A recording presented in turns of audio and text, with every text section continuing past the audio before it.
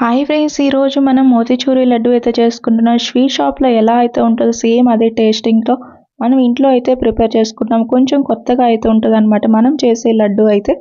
ఇప్పుడు అది మాత్రం ఎలా చేసుకోవాలో ప్రాసెస్ చూద్దాం. వీడియోకి చిన్న లైక్ ఇచ్చేసి వీడియోలోకి వెళ్ళిపోదాం. పెసరపప్పు ఇలా ఒక కప్పుతో అయితే తీసుకుంటున్నాం అనమాట. పెసరపప్పుతో చేసుకుంటున్నాం మనం ఇది. అలానే చూస్తే దీంట్లోకి 3 యాలక్కాయలు అయితే వేసుకొని ఇప్పుడు మనం ఈ మొత్తాన్ని పెసరపప్పుని అలానే యాలక్కాయలని మిక్సీ అయితే పట్టుకుందాం. చూస్తున్నారు కదా, ఇలా మనం మెత్తగా మిక్సీ అయితే పట్టుకోవాలన్నమాట. ఇప్పుడు బియ్యం పిండి 1 స్పూన్ అయితే తీసుకొని దీంట్లోకి వేసేసుకొని ఇప్పుడు ఈ పిండిలోకి అయితే మనం వాటర్ పోసుకుంటూ కలుపుకోవాలన్నమాట. అది కూడా మనం బూందీ పిండికి ఎలా అయితే కలుపుకుంటాం సేమ్ అదే ప్రాసెస్లో ఈ పిండిని అయితే కలుపుకోవాలి. చూస్తున్నారు కదా, ఇదే ప్రాసెస్లో ఇలా అయితే కలుపుకొని మనం రెడీగా అయితే పెట్టుకోవాలి బూందీ దూసుకోవటానికి. మనం అది కూడా చూస్తే ఇక్కడ మనం శనగపిండి వాడకుండా ఈరోజు మనం పెసరపప్పుతో అది కూడా మిక్సీ పట్టుకొని పెసరపప్పుని మనం దీంట్లో బూందీ అయితే దూసుకుంటున్నాం అనమాట.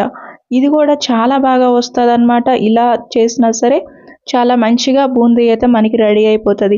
అది కూడా పెసరపప్పు అనేది మనకి చలవే కాబట్టి ఇలా ఈ ప్రాసెస్లో చేసుకుంటే హెల్త్కి కూడా చాలా మంచిదన్నమాట.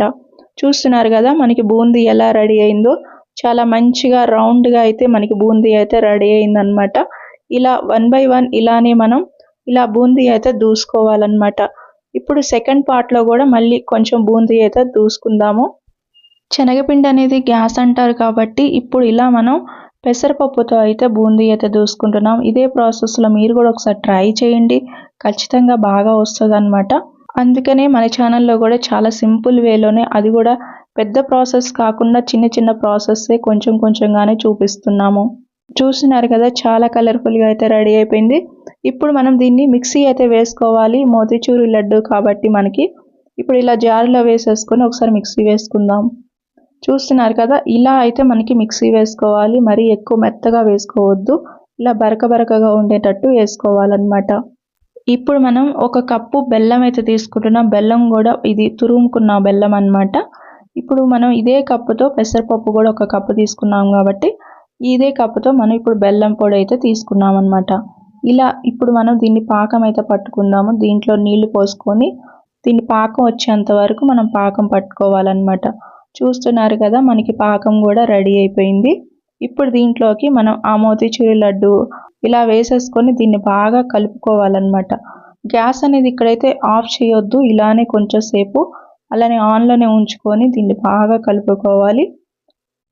ఇలా కలుపుకున్న తర్వాత ఇక్కడ నుంచి మనం గ్యాస్ అనేది ఆఫ్ చేసేయాలన్నమాట. ఆఫ్ చేసి దీంట్లోకి కొంచెం నెయ్యి అయితే వేసేసుకుందాము. ఇప్పుడు మనం మళ్ళీ ఒకసారి దీన్ని మొత్తాన్ని కూడా కలుపుకున్న తర్వాత మళ్ళీ నెయ్యి అయితే మళ్ళీ వేసుకోవాలి. వేసుకొని బాగా దీన్ని కలుపుకోవాలన్నమాట. మోతీచూరి లడ్డు అంటేనే నెయ్యి చాలా ఎక్కువ పడుతుందన్నమాట. చాలా టేస్టీగా కూడా ఉంటుంది. మోతీచూరి లడ్డు అంటే చాలా మందికి కూడా ఇష్టం. ఇప్పుడు మనం అయితే లడ్డు అయితే చేసేసుకుంటున్నాము. చూస్తున్నారు కదా, చాలా సింపుల్గా మనకైతే మోతీచూరి లడ్డు అయితే రెడీ అయిపోతున్నాయి అన్నమాట. ఇలా మనం రౌండ్గా వచ్చేంత వరకు కూడా ఇలా లడ్డు అయితే చుట్టుకోవాలి.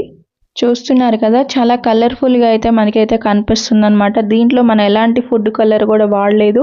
బయట అయితే ఫుడ్ కలర్ అయితే వాడతారు, మనం న్యాచురల్గానే ఇది కూడా దీంట్లో బెల్లం వేసాం కాబట్టి చాలా కలర్ఫుల్గా అయితే ఉంది.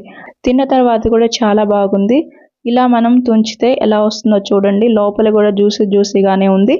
మీరు కూడా ఒకసారి ట్రై చేయండి, సూపర్గా అయితే వస్తాయన్నమాట. ఎలా వచ్చాయి అనేది కూడా కామెంట్ చేయండి, టేస్ట్ ఎలా ఉందో కూడా కామెంట్ చేయండి. ఛానల్ సబ్స్క్రైబ్ చేసుకోండి ఫ్రెండ్స్.